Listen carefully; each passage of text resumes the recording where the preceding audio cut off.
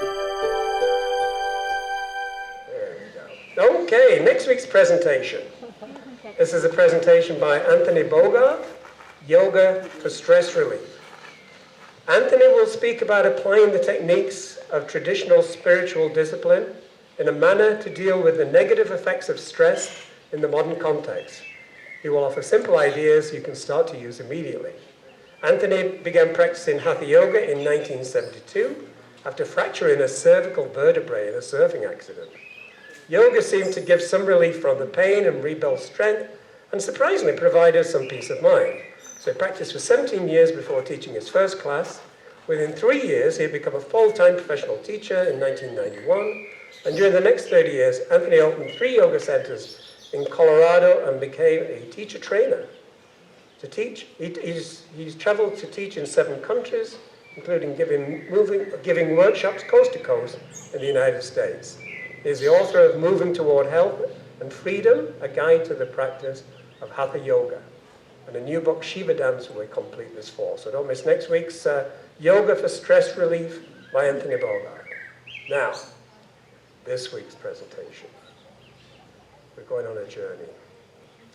Ladies and gentlemen, with the power of your imaginations, you're about to travel through time and space. Take a moment and close your eyes. Take a deep breath. Take another. Let your mind remove you to the city of Philadelphia, Pennsylvania, in the 18th century. Can you hear the birds singing in the trees? Can you hear the horse hooves on the cobblestones? Imagine this is a particular day, an important day. It is July the 4th, 1787. 11 years ago in this very place, the United States of America declared its independence from the Empire of Great Britain. Today, one of the authors of the Declaration of Independence, Dr. Benjamin Franklin, will be speaking to you about the events of July the 4th, 1776. Now, some of you may not know Dr. Franklin, but you know of him. You may not know him personally, because Dr. Franklin has spent 24 of the last 30 years representing your interests in England and France. Ladies and gentlemen, on this July the 4th, 1787, I give you Philadelphia's greatest patriot, Dr. Benjamin Franklin.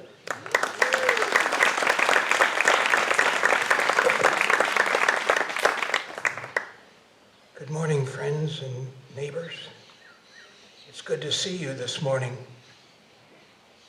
But at age 88, 81, it's good to see and be seen every morning. Please pardon me. My health is not good.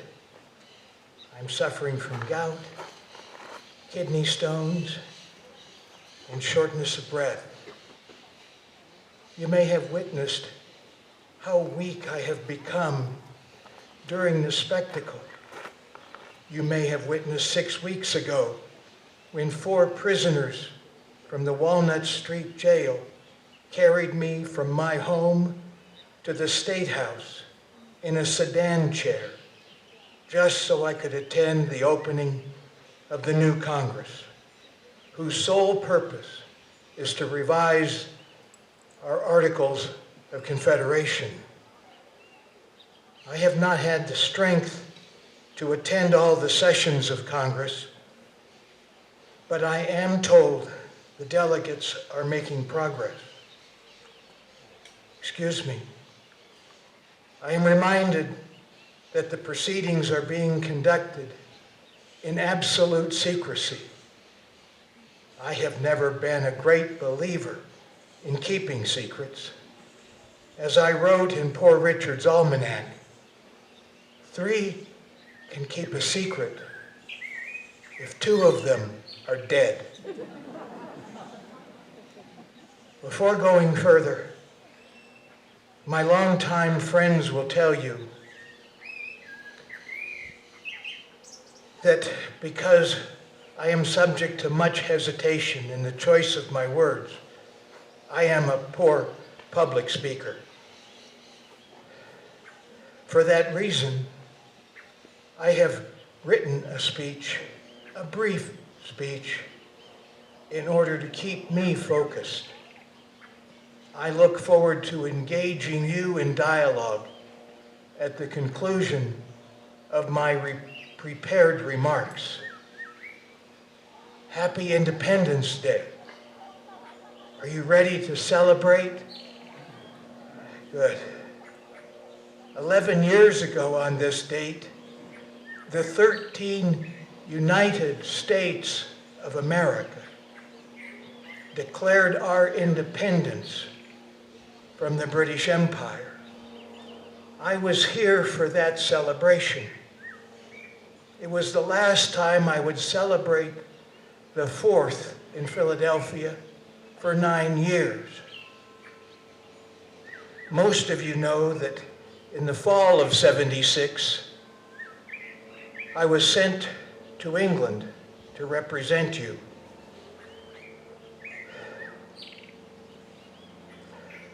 And I was also sent to France, where I sought military and financial aid from the French court. We needed their help because we were fighting the strongest army and navy the world has ever seen. Thankfully, my mission to France was a success. If you remember nothing else today, remember this. General Washington and his troops would have been reduced to using bows and arrows, spikes and stones to fight the British had it not been for the very significant aid we received from King Louis XVI and the people of France. So how should we celebrate today? My former friend, John Adams, said we should mark the day with parades, games, sports, bonfires, and illuminations late into the evening. Frankly, I have an idea that I love a good bonfire, especially if a tyrant like George is burned in effigy. It has been mentioned that I have spent a good deal of time abroad in service to the colonies. My long periods of travel date back to the years leading up to our open revolt. For nearly 18 years, I lived in London. I did that starting back in '57. I returned here for a brief period of time in '62, but I was asked to go back in '17 and '64 to represent us before the British court and even before our stubborn proprietor, Thomas Penn. These were times when tensions between ourselves and our rulers were starting to heat up. Parliament, where we had no representation, taxed our colonies to help pay for their frontier war against the French and their Indian allies. Parliament taxed everything from playing cards and legal documents to taxes on tea, lead, paint, glass, and much more. All of these taxes were imposed on us without our consent, a clear violation of our rights as Englishmen. On top of that, King George, acting like some imperial conqueror, sent British regulars and foreign mercenaries to live among our peaceful citizens. Predictably, this action led to the use of deadly force in my native Boston and elsewhere. I was born an Englishman, and I thought I would die one. But the more I fought for our rights as Englishmen, the more disillusioned I became with our British rulers. By the time I left England in the spring of 1775, I was convinced that our connection with the rotten state of Great Britain corrupted and poisoned us as a free people. When I landed back here in Philadelphia, and even before I could get settled into my house on Market Street, I learned British regulars had attacked our militia in Lexington and Concord. The following day, I was thrown into the firestorm of revolution when our assembly appointed me as a delegate to the Second Continental Congress. My reception in that body was awkward because these delegates knew me only by reputation. Half of them were younger than my disgraced son. To these delegates, and probably to many of you, I am just a famous relic of some curiosity. Two of the delegates would play important parts in writing the Declaration. Thomas Jefferson was a brilliant planter from Virginia. I am pleased to say that Mr. Jefferson has become my good and true friend. He is quiet and thoughtful. I wish he were here today to help in this Congress, but he is in Paris, where he replaced me as ambassador 2 years ago. Quiet and thoughtful are not words I would use to describe the other important delegate, John Adams, the voluble lawyer from Massachusetts. Please understand that I have just spent several years working with him in France, where we clashed almost daily. Knowing him well, I would describe Adams as always being an honest man, often a wise one, but sometimes, and in some things, he is absolutely out of his senses. I say nothing worse about him than he says about me. He has accused me of breaking at least 9 of the 10 commandments. But pardon me, I digress. Allow me to return my focus to the writing of our founding document. The Second Continental Congress had been meeting for more than a year in June of 1776, when most of the delegates finally gave up any hope of reconciling our differences with King George. Congress appointed me, Jefferson, Adams, and 2 others to write a document that may lead to a Declaration of Independence. When our committee of 5 met, it was clear, given his level of education and his admiration for the works of John Locke, that Mr. Jefferson should be assigned the task of producing a first draft of the document. When he completed his initial assignment, he asked each of us for our insights and our thoughts. As I recall, revisions, I made about a half dozen edits, which Mr. Jefferson accepted. Mr. Adams, showing his too imperious character, offered numerous changes to the draft document, many of which Mr. Jefferson set aside. With our suggested changes in hand, Mr. Jefferson completed what we hoped would be the final document.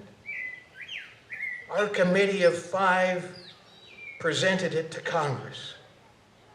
Much of the document met with approval, but some sections met with heated debate that lasted 2 or was it 3 days? The most contentious disagreements centered on the issue of the slave trade.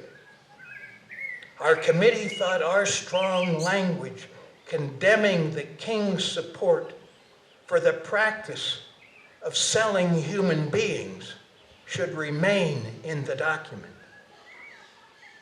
Our language was met by a barrage of opposition from delegates whose homes are south of the Mason and Dixon line. After much debate, during which the South Carolina delegation threatened to walk out, Congress agreed to drop any mention of the slave trade. In the end, all 13 state delegations agreed to adopt the document as amended. We then drank several toasts with good Madeira wine. I will now read selected portions of our sacred document and make some comments along the way.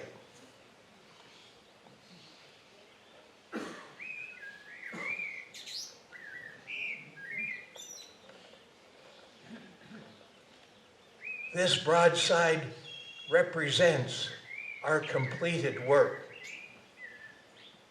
I think it can best be summarized as containing 5 parts. There is the preamble, which basically says to the world, we know we owe you an explanation about why we are separating from Great Britain. The second part outlines our rights and our views about how governments should be formed. The third section is quite long and contains over 25 grievances we have against the current king of Great Britain. Toward the end, we actually declare our independence. And finally, there is the pledge the signers made to each other. I will read now portions. Relax. I'm not going to read the entire document. I am going to post it later so you may peruse it at your leisure.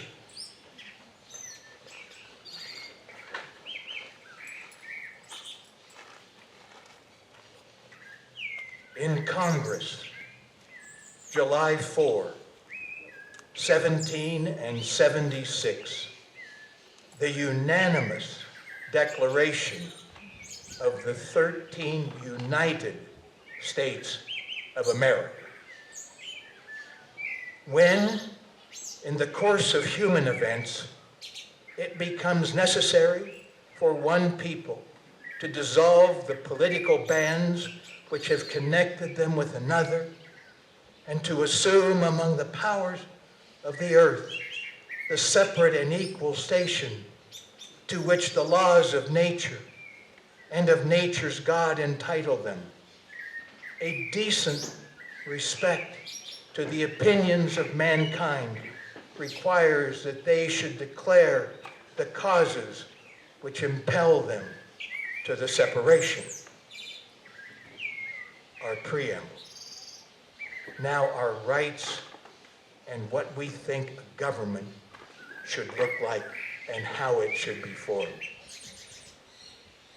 We hold these truths to be self-evident, that all men are created equal, that they are endowed by their Creator with certain unalienable rights, that among these are life, liberty, and the pursuit of happiness, that to secure these rights, governments are instituted among men, deriving their just powers from the consent of the governed.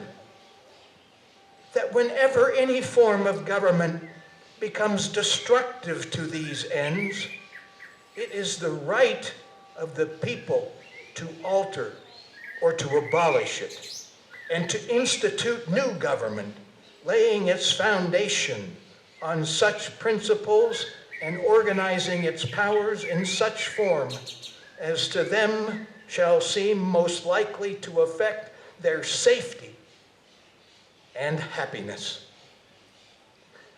Prudence, indeed, will dictate that governments long established should not be changed for light and transient causes.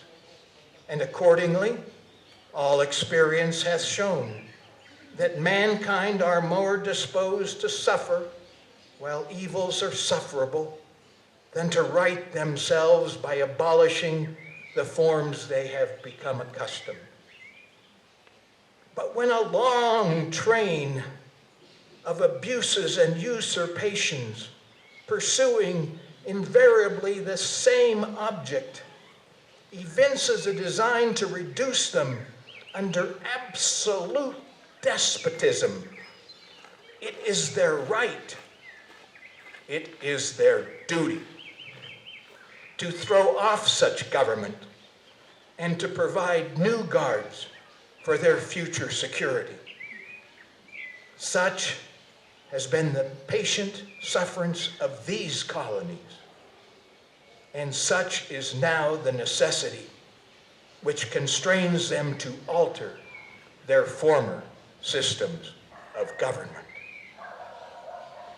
We then go out to lay out all of the things that King George has forced us to do to separate and to act as a party of war. We, therefore, the representatives of the United States of America, in General Congress assembled, appealing to the Supreme Judge of the world for the rectitude of our intentions, do in the name and by authority of the good people of these colonies.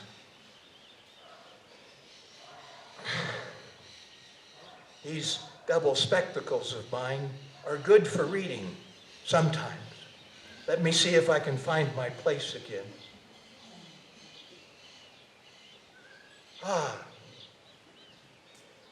Do in the name and by authority of the good people of these colonies solemnly publish and declare that these united colonies are, and of right ought to be, free and independent states, that they are absolved from all allegiance to the British Crown, and that all political connection between them and the state of Great Britain is and ought to be totally dissolved, and that as free and independent states, they have full power to levy war, conclude peace, contract alliances, establish commerce, and do all other acts and things which independent states may of right do. And for the support of this declaration, with a firm reliance on the protection of divine providence, we mutually pledge to each other our lives, our fortunes, and our sacred honor. 55 men joined me in signing this document. I'm sorry to inform you that 9 of these men did not live to see the conclusion of the war. Others lost their fortunes. But none of us lost our sacred honor. 4 more of these men have succumbed since the Treaty of Paris was signed 4 years ago. Given the state of my health, some days I hope I will be the next to go. I am not afraid of dying. I have faced death squarely during my long life. And I would remind you that there are only 2 things certain in this world: death and taxes.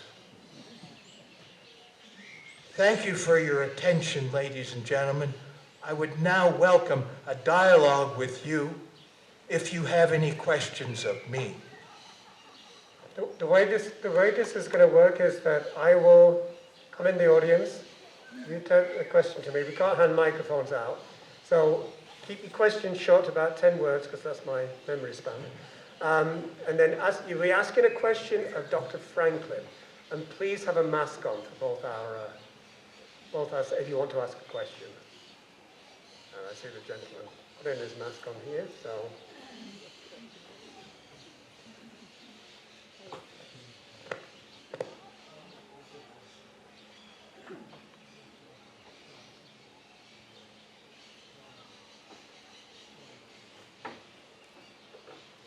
The question was Thomas Jefferson's, Ben Franklin's son, was he the Crown Governor of New Jersey? My son, William. That opens a can of worms. I loved that boy. You know, he was with me when I flew the kite. He was 21 years old. When I went to England the first time in '57, I took him with me. He lived with me. He went to law school. I had great hopes for him.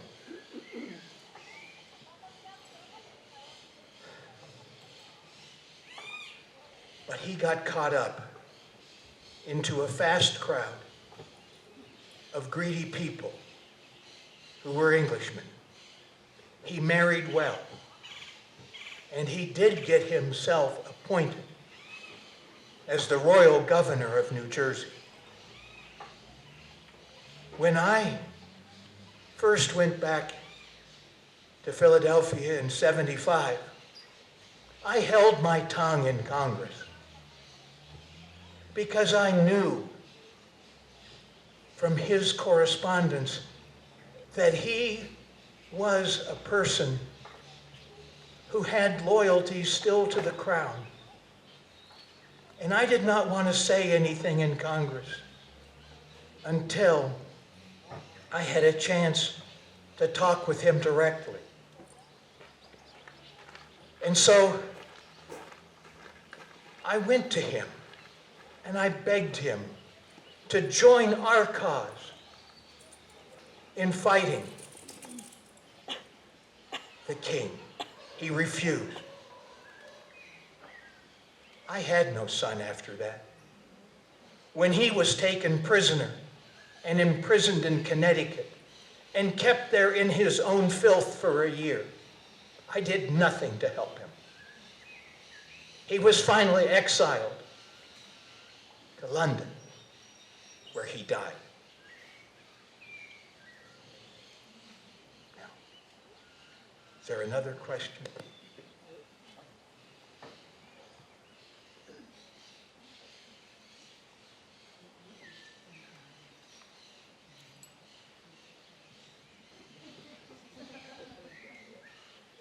Oh, this is rather personal. Which of the 10 Commandments did you not violate? And why? I'm not certain that I violated all of the 10 Commandments or even 9. But I think in Mr. Adams' counting, I think he would give me some measure of hope that I hadn't murdered anyone.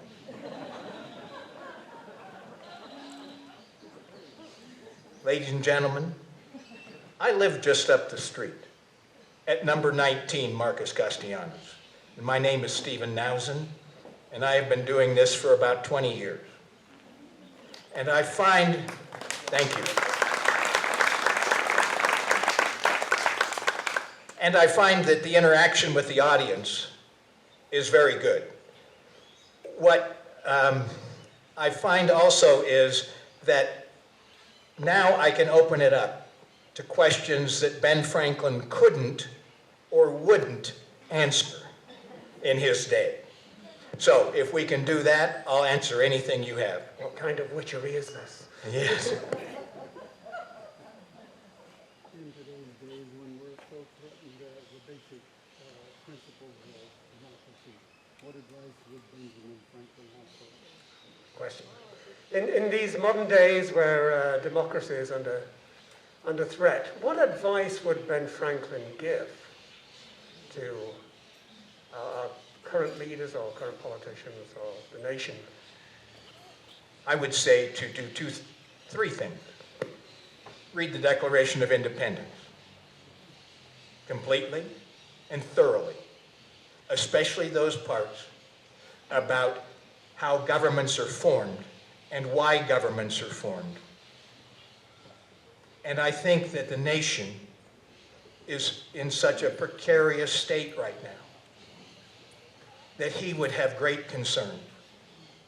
I think it would also be well for everyone to read the Constitution in its entirety as it exists today, not just those select portions that you hold on dearly.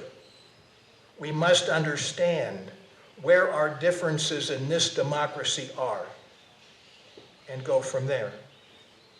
And third, as a former history teacher, I would just say, please read history.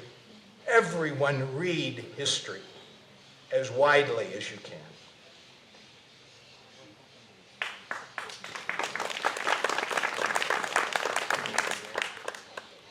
Well, you mentioned, or Dr. Franklin mentioned, that John Adams was a former friend. Why former, and what pushed you over the edge? What broke the friendship? Mr. Adams came into the Second Continental Congress as pretty much a know-it-all. And he would make long-winded speeches that went on for hours. And we were sitting in May, June, and early July in Philadelphia in the State House with the windows closed. He didn't make any friends there. I'm just thankful that he didn't join Franklin in Philadelphia for the Constitutional Convention, which lasted from May until September and was conducted under complete secrecy, with the windows closed on one of the hottest Philadelphia summers on record. And if you have ever been in Philadelphia in the summer, you know that's saying something about the heat and humidity.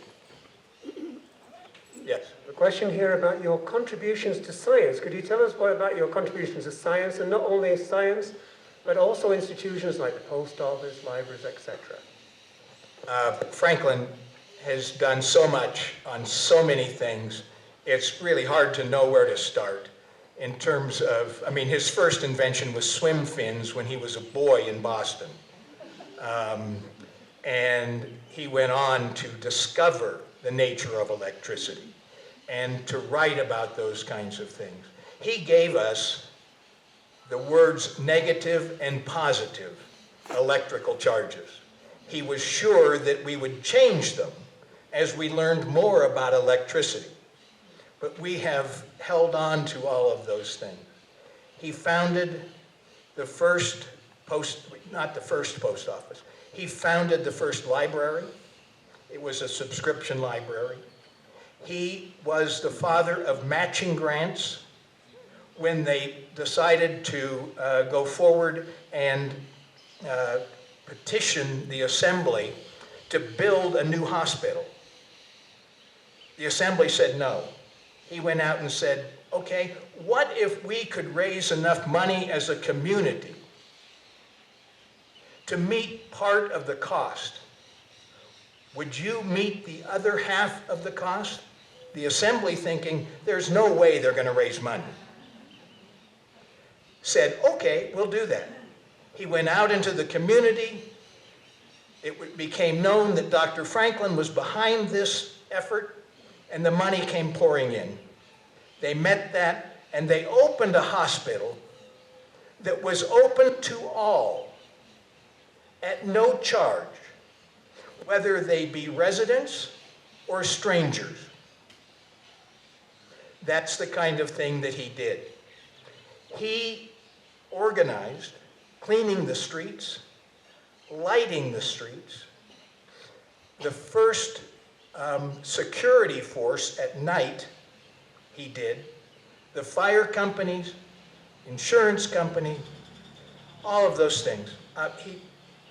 Reading his life and being able to get into him in depth is really something, especially for a man like myself.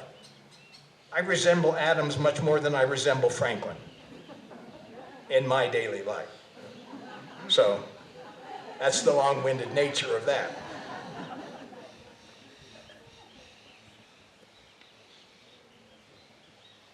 Where's our question? Okay, the question is regarding Alexander Hamilton. Who? Alexander Hamilton? Oh, yes. Okay. And in the play, Hamilton, apparently Dr. Franklin doesn't get much of a mention. Is there a reason for this? Franklin didn't know Hamilton. Didn't know him well. They were delegates together at the Constitutional Convention. But Franklin was so ill, had to be carried in a sedan chair, the 4 blocks between his house and the State House, that he couldn't attend all of those events, all of those sessions. And so he would have known who Hamilton was, certainly. Hamilton had a reputation. Again, not good friends. Just like Jamie Madison, he wouldn't have known him well. Franklin was at the end of his days during that time. Hamilton was just an up-and-comer. So it's not surprising that they left Franklin out, as they should have. He had a very minor role in the Constitutional Convention. One of the things that he did do is plant the seed for the Connecticut Compromise, which is 2 houses, one on representation by population and one on representation that's equal. He planted that seed, even though he believed in a unicameral legislature. He changed his mind over the years. Yes, sir. Well, the question, this is addressed to Dr. Franklin. Apparently, there's some rumors of some indiscretions on his behavior while he was in Europe. Could you comment on that? Sir, have I asked you ever about your indiscretions? Or is this coming from one of the ladies? So, that's all we have time for. That's all the questions we have. I want to thank both our presenters, Steve Nousen and his very good friend, Dr. Benjamin Thurston. thank you very much. Thank you. It's been my pleasure. Excellent. So.